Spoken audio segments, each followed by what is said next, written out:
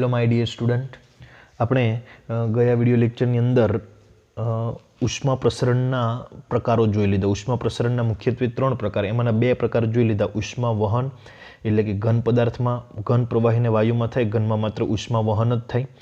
ત્યાર પછી ઉષ્મા નયન, એના 2 પ્રકાર છે, પ્રાકૃતિક ઉષ્માનયન અને પ્રેરિત ઉષ્માનયન। પ્રાકૃતિક ઉષ્માનયન એટલે ઘનતાના તફાવતને કારણે થાય, અને પ્રેરિત ઉષ્માનયન એ બાહ્ય બળ પ્રેરિત છે, બળ પ્રેરિત દોલન છે, સોરી મિત્રો, બળ પ્રેરિત ઉષ્માનયન છે, જે સ્ટરર નામના સાધન વડે અથવા તો કોઈ વલોણા વડે આપણે હલાવીને પણ કરાવી શકીએ। આપણું હૃદય છે એ પ્રાકૃતિક બળ પ્રેરિત ઉષ્માનયન છે। તો મિત્રો, ઉષ્મા પ્રસરણનો ત્રીજો પ્રકાર છે અને ખૂબ અગત્યનો છે, અને એ છે ઉષ્મીય વિકિરણ। ઉષ્મીય વિકિરણ મિત્રો, ઘણી વખત તમે દાખલા તરીકે તાપણું કર્યું છે અહીંયા, તો અહીંયા તમે બેઠા છો શાંતિથી, તો તમે અહીંયા બેઠા હોય તો પણ તમને ગરમી લાગે। અહીંયા કોઈ માધ્યમ હોય કે ન હોય એનાથી કંઈ ફેર પડતો નથી। તો જો તમે અહીંયા બેઠા હોય તો પણ તમને ગરમી લાગે, તો એક જાતના વિકિરણો અહીંયા તમારા પર પડે છે, એને માધ્યમની જરૂર પડતી નથી। એટલે કે ઉષ્માનું એક જગ્યાએથી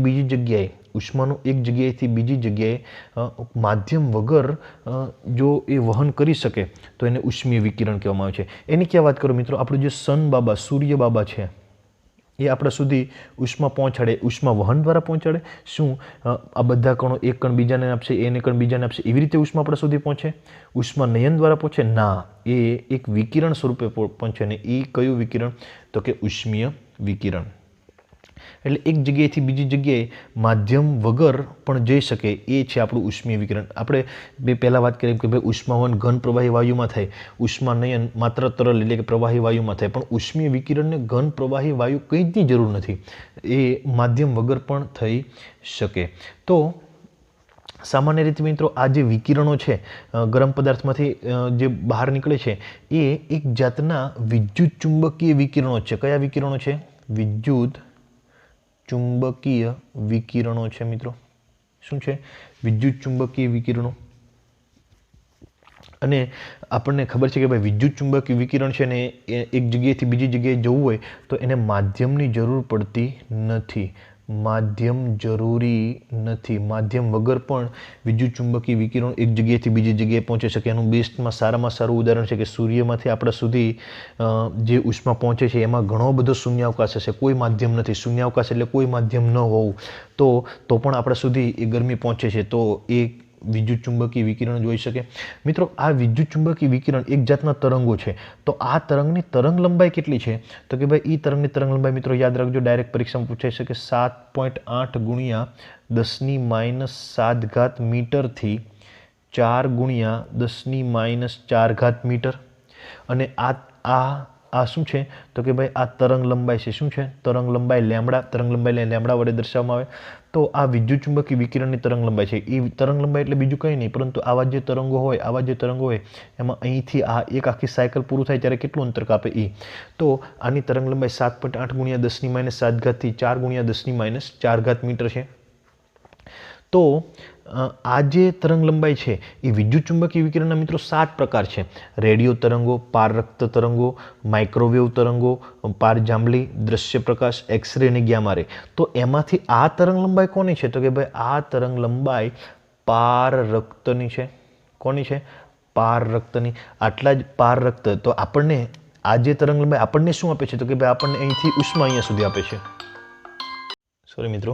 તો આ જે પારરક્ત મળે છે, આ જે તરંગ લંબાઈ પારરક્તની મળે છે, એના માટે આ ઉષ્મીય વિકિરણને ઘણી વખત પારરક્ત વિકિરણો પણ કહેવામાં આવે છે। અને પારરક્તને બીજું નામ શું છે? ઉષ્મીય વિકિરણ, ઉષ્મીય વિકિરણ પણ કહેવામાં આવે, અને ઘણી વખત એને હીટ રેઝ પણ કહેવામાં આવે। શું કહેવામાં આવે? હીટ રેઝ, હીટ રે। ચાલો, તો આમાં આ જે હીટ રે છે, ઉષ્મીય વિકિરણ છે, પારરક્ત છે, એને કોઈ માધ્યમની જરૂર પડે? તો કે ના ભાઈ, એને કોઈ માધ્યમની જરૂર પડતી નથી, માધ્યમ વગર પણ એક જગ્યાએથી બીજી જગ્યાએ જઈ શકે। આ ઉષ્મીય વિકિરણનું ઉત્સર્જન કોણ કરે? તો કે ભાઈ કોઈ પણ પદાર્થ કરી શકે। આ બોલપેનથી માંડીને કોઈ પણ વસ્તુ કરી શકે કે જેનું તાપમાન 0 કેલ્વિન કરતાં વધારે હોય, 0 કેલ્વિન કરતાં વધારે હોય એવો કોઈ પણ પદાર્થ, તમારે કોઈ પણ પદાર્થ લઈ લેવાની છૂટ, એ ઉષ્મીય વિકિરણ ઉત્સર્જન કરે અને કરે જ. અને 0 કેલ્વિન કરતાં કોઈનું તાપમાન ઓછું હોય નહીં, ઓછામાં ઓછું તાપમાન 0 કેલ્વિન મેળવી શકે, એટલા માટે તો એને 0 કેલ્વિન કીધું, નિરપેક્ષ તાપમાન 0 કેલ્વિન લેવામાં આવે. તો કોઈ પણ પદાર્થ વધતા ઓછા પ્રમાણમાં, વધારે તાપમાન હશે વધારે ઉત્સર્જન કરશે, ઓછું તાપમાન હશે ઓછું ઉત્સર્જન કરશે, પરંતુ ઉત્સર્જન કરે અને કરે જ. આ વિકિરણનો એક જગ્યાએથી બીજી જગ્યાએ પહોંચવા માટે કેટલો સમય લે ભાઈ? અહીંથી અહીંયા પહોંચવા માટે કેટલો સમય લે? 1 કલાક? ના. જેવું તમે તાપણું કરો તરત ગરમ લાગે.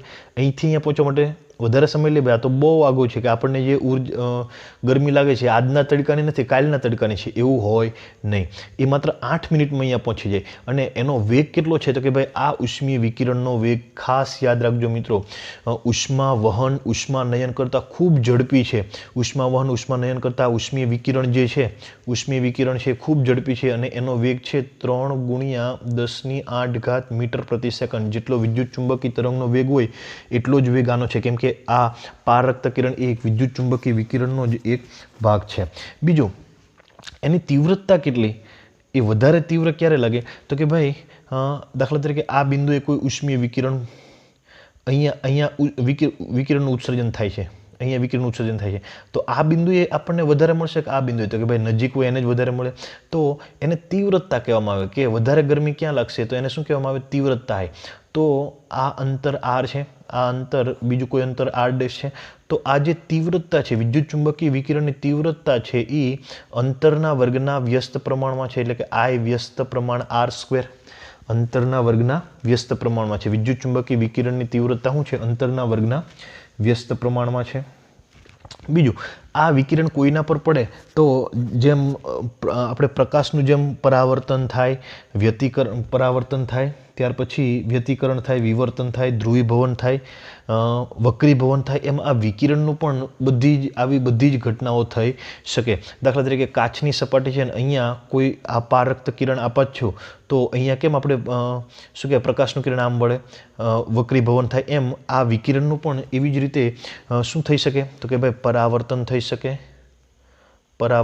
શકે, પછી વક્રીભવન થઈ શકે, પછી વ્યતિકરણ થઈ શકે, જે તમારે ચાલ્યું નથી, 12મા ધોરણમાં આવશે, વિવર્તન થઈ શકે અને ધ્રુવીભવન પણ થઈ શકે. આ બધી જ ઘટનાઓ તમને 12મા ધોરણમાં આવશે. તો જેમ પ્રકાશનું જેવું થાય છે એવું આમાં પણ થવા મળશે મિત્રો. બીજું કે આ વિકિરણ જે પણ સપાટી પર પડે છે ત્યાં દબાણ ઉત્પન્ન કરે છે. દાખલા તરીકે સૂર્યમાંથી વિકિરણ આવ્યું અને ભાઈ અહીંયા એક માણસ છે એ બેઠો હતો, તો એના પર વિકિરણ પડ્યું, તો આ વિકિરણને કારણે એના પર થોડુંક દબાણ લાગશે ચોક્કસ, પરંતુ દબાણ કેવું લાગશે? થોડું, એટલે અનુભવાશે નહીં. એટલે વિદ્યુત ચુંબકીય વિકિરણ જે સપાટી પર આપાત થાય છે ત્યાં દબાણ ઉત્પન્ન કરે છે. યાદ રાખજો મિત્રો, શું ઉત્પન્ન કરે? દબાણ ઉત્પન્ન કરે છે.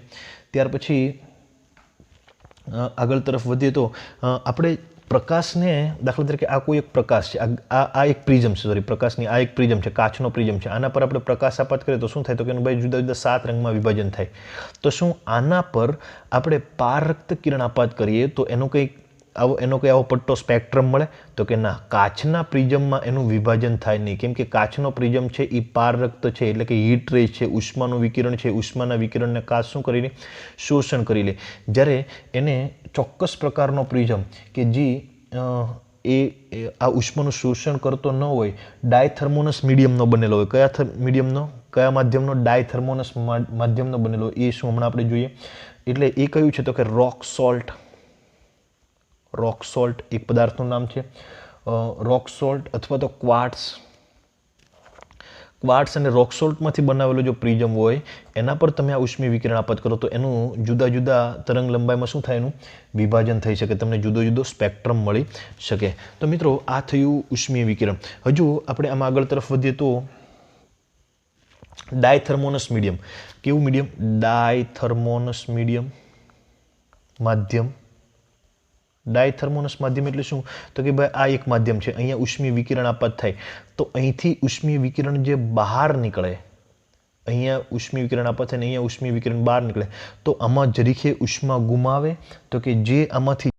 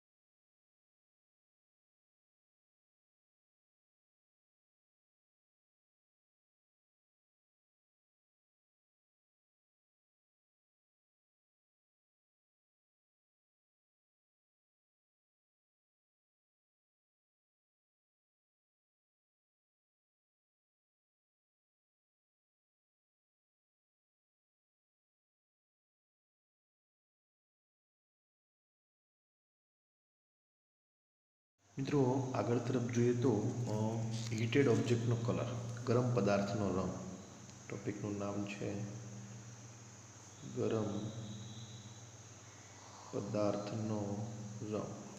આપણે આગળ જોઈએ કે ભાઈ ઉષ્મીય વિકિરણમાં શું જોયું તો કે ભાઈ કોઈ પણ પદાર્થ છે એ પોતાના તાપમાન અનુસાર ઉષ્મીય વિકિરણનું ઉત્સર્જન કરે છે.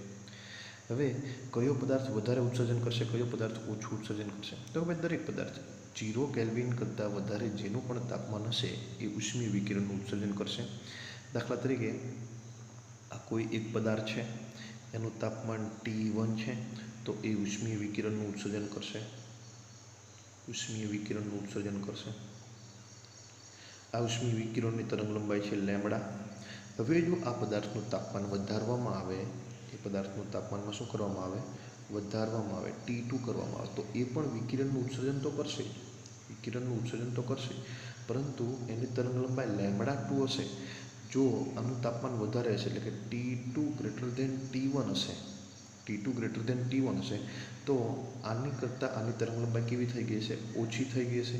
એટલે શું કહેવાશે કે લેમ્બડા 1 ગ્રેટર દેન લેમ્બડા 2. એટલે કે તમે તાપમાન વધારો તો તરંગ લંબાઈમાં શું થાય છે? ઘટાડો થાય છે. તાપમાન વધારો તો તરંગ લંબાઈમાં ઘટાડો થાય છે, તરંગ લંબાઈમાં શિફ્ટ થાય છે. અહીંયા દાખલા તરીકે 5000 એંગસ્ટ્રોમ હોય તો અહીંયા તાપમાન વધાર્યું તો અહીંયા તરંગ લંબાઈ 3000 એંગસ્ટ્રોમ થઈ જાય એપ્રોક્સિમેટલી. તો આવું કોણે કીધેલું? તો કે ભાઈ આ સૌપ્રથમ વીન નામના વૈજ્ઞાનિકે કીધેલું, જેને વીનનો સ્થાનાંતરનો નિયમ કહેવામાં આવે. શું કહેવામાં આવે?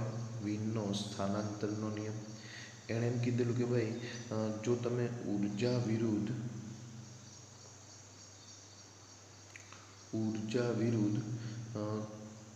શું કહેવાય તરંગ લંબાઈનો આલેખ દોરો, ઉર્જા વિરુદ્ધ તરંગ લંબાઈનો આલેખ, તો કોઈ એક તાપમાન માટે તમે આલેખ દોરો તો એના માટે કોઈ એક ચોક્કસ તાપમાને એ તરંગ લંબાઈ કેવી હશે કે બધી જ તરંગ લંબાઈનું ઉત્સર્જન થતું હશે, પણ અમુક ચોક્કસ તરંગ લંબાઈનું પ્રમાણ કેવું હશે? વધારે હશે. એને આપણે લેમ્બડા 1 કહીએ. આ કોઈ એક તાપમાન T1 હતું. હવે જો તાપમાન વધારો તો ઓછી તરંગ લંબાઈનું પ્રમાણ વધશે. તાપમાન વધારવાથી ઓછી તરંગ લંબાઈનું, અહીંયા આ વધારે તરંગ લંબાઈ છે, હવે એના કરતાં ઓછી તરંગ લંબાઈનું પ્રમાણ વધશે. તાપમાન વધારો તો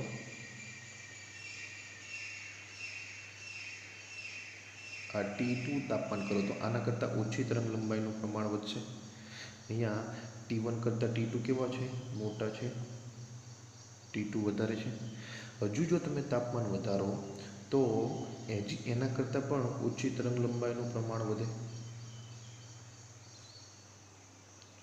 અહીંયા આ તરંગ લંબાઈનું પ્રમાણ વધ્યું. આ મેક્સિમમ શું દર્શાવે છે? ઉર્જા. આ પણ ઉર્જા દર્શાવે. પરંતુ એ ઉર્જા કોની? તો કે ભાઈ અત્યારે આ તરંગ લંબાઈની ઉર્જા, પછી આ તરંગ લંબાઈની અનુરૂપ ઉર્જા, પછી આ તરંગ લંબાઈની અનુરૂપ ઉર્જા. તો આ તાપમાન T3 છે, તો T3 એ બધા કરતાં વધારે છે. તો જેમ જેમ તમે તાપમાન વધારો તેમ ઓછી તરંગ લંબાઈનું પ્રમાણ વધે. પહેલાં ઓછું તાપમાન હતું ત્યારે આ તરંગ લંબાઈ, પછી આ તરંગ લંબાઈ, પછી આ તરંગ લંબાઈ, એટલે તરંગ લંબાઈ કેવી છે? વધુ. તો આનો મતલબ શું કહેવાય છે કે ભાઈ લેમ્બડા વ્યસ્ત પ્રમાણ T. સપ્રમાણતા દૂર કરવી હોય તો એક અચળાંક મૂકવો પડે. તો એ અચળાંક શું થશે? તો કે લેમ્બડા = B/T. એટલે આને આવું પણ કહી શકીએ કે લેમ્બડા T બરાબર અચળ. અને આ B એ સપ્રમાણતા અચળાંક છે, જેને વીનનો અચળાંક કહેવામાં આવે મિત્રો. વીનનો અચળાંક. અને એનું મૂલ્ય થશે 2.9 × 10⁻³ મીટર × કેલ્વિન. અહીંયા લખી આપું છું 2.9 × 10⁻³ મીટર × કેલ્વિન. ખાસ યાદ રાખજો મિત્રો, વીનના અચળાંકનું આ મૂલ્ય તમારે ઘણી બધી વખત ઉપયોગ કરવાનો આવશે. ચાલો ત્યાર પછી આગળ તરફ વધીએ. આપણે આના પરથી શું કહી શકાય કે આપણી પાસે ભાઈ જાની વાલી પીનારા કોઈ એક તારો છે, એ નીલા રંગનો પણ દેખાય, અને એક તારો નીલા રંગનો દેખાય, અને એક તારો પીળા રંગનો દેખાય. તો કોનું તાપમાન વધારે છે? નીલા રંગનો. નીલો એટલે બ્લૂનું વધારે છે કે યલોનું તાપમાન વધારે છે? તો કે ભાઈ બ્લુ રંગની તરંગ લંબાઈ કેવી? તો કે ભાઈ સૌથી ઓછી નહીં પરંતુ ઓછી. અને યલો રંગની તરંગ લંબાઈ કેવી? વધારે. તો આનું તાપમાન કેવું હશે? વધારે છે. આનું તાપમાન કેવું હશે? ઓછું હશે. એટલે આવું કહી શકાય કે T blue greater than T yellow. કેમ? તો કે ભાઈ આની તરંગ લંબાઈ ઓછી છે, યલોની તરંગ લંબાઈ કેવી છે? વધારે છે. જાની વાલી પીનારામાં જેમ જાંબલીથી તમે લાલ તરફ જાઓ તેમ તેમ તરંગ લંબાઈ કેવું થતું જાય? વધતું જાય. તો આ ખાસ યાદ રાખજો.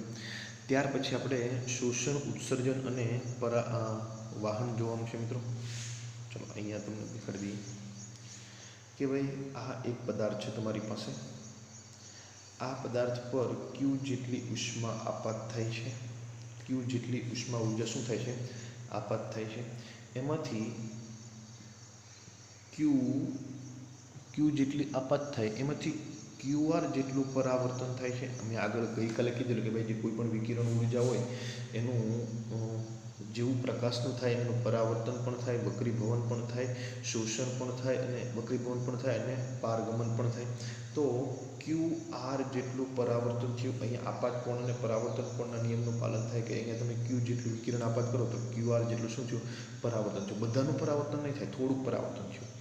થોડુંકનું શોષણ થઈ ગયું, એને QA કહીશું. થોડાકનું શું થઈ ગયું? શોષણ થઈ ગયું. અને થોડુંક બહાર નીકળી ગયું, એને શું કહીશું આપણે? QT કહીશું. સમજણ પડે છે મિત્રો? Q જેટલી વિકિરણ ઉર્જા આપાત થઈ તો QR જેટલું પરાવર્તન થયું, QA જેટલું શોષણ થયું અને QT જેટલું શું થઈ ગયું? પારગમન થઈ ગયું, બહાર નીકળી ગયું. તો આને આવું કહી શકાય કે Q બરાબર QR વત્તા QA વત્તા QT. Q બરાબર QR વત્તા QA વત્તા QT. હવે આમાંથી શોષણ કેટલા ભાગનું થયું? તો એને શોષકતા કહેવામાં આવે. શું કહેવાય મિત્રો? શોષકતા. એ કેટલા ભાગનું થયું? તો કે ભાઈ QA નું શોષણ થયું. કેટલામાંથી? Qમાંથી. તો QA બાય Q એટલે શું કહેવામાં આવે? શોષકતા. ત્યાર પછી આપણે પરાવર્તતા સમજીએ. પરાવર્તતા એટલે શું થશે? તો કે ભાઈ એને R વડે દર્શાવવામાં આવે. ત્યાં પરાવર્તનને આપણે શેના વડે દર્શાવ્યું? QR વડે. તો QRના છેદમાં Q એટલે શું થયું? પરાવર્તતા. ત્યાર પછી વાહકતા કહેવામાં આવશે. વાહકતા એટલે શું? તો કે ભાઈ QT બાય Q. હવે આ બધાનો સરવાળો કરો તો કેટલો જવાબ આવશે? તો કે ભાઈ A વત્તા R વત્તા વાહકતાને T વડે દર્શાવાય. A વત્તા R વત્તા T બરાબર કેટલા આવશે? 1. કેવી રીતે 1 આવે? તો એની કિંમત મૂકો અહીંયા QA બાય Q વત્તા Rની કિંમત મૂકો QR બાય Q વત્તા Tની કિંમત મૂકો QT બાય Q બરાબર 1 સાબિત કરવાનું છે આપણે. ચાલો બધાના છેદ સમાન છે તો ઉપર ડાયરેક્ટ સરવાળો થાય એટલે QA વત્તા QR વત્તા QTના છેદમાં Q. ચાલો QA વત્તા QR વત્તા QT બરાબર શું છે? એ તો Q છે. તો Q બાય Q બરાબર કેટલા થશે? 1. તો આ ખાસ યાદ રાખજો મિત્રો. ચાલો ત્યાર પછી જોઈએ, જો A અને T બંને 0